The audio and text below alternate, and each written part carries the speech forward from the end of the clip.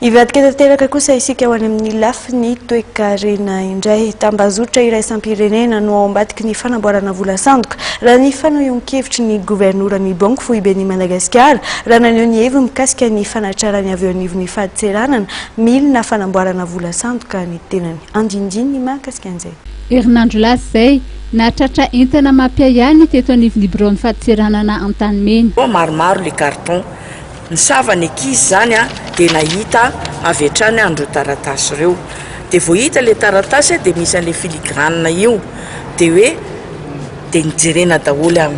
arak'izay rehefa manao visite zany dia nijerena daholo dia hitanareo teo izay narainareo sary teo misy an'le machine fanaovana vola mihitsy le izy tena azo mantaka fanaovana vola le izy satria misy an'le numéroteur dia reo entan'ireo avany Azia. Mikasika izay indrindra dia nanambara ny governoran'ny Banque Fohibe fa tambazotra iraisam-pirenena no manamboatra vola sandoka eto amintsika sy any amin'ny firenekafa. Ny azo lazaina zany dia reny zany mampiseho fa ny fitandràna vola indrindra amin'izao toetrandro enina ambin'ny folo sy roa arivo izao dia tena faran'izay sarotra satria hitanareo fa réseau international no manao vola sandoka rehefa misy vola sandoka fa tsy zavatra ataontsika hoe artisanal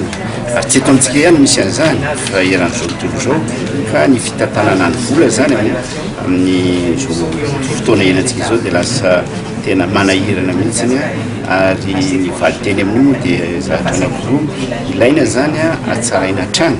ny ataontsika hoe élément de sécurité ao anatin'ny vola satria ny fisian'ny élément de sécurité ny fa namiaro ny volantsika tsy anaovana vola sandoka zany dia ny faharoa ilaina ihany koa ny manana fitaovana fana tena miaro zany ny volantsika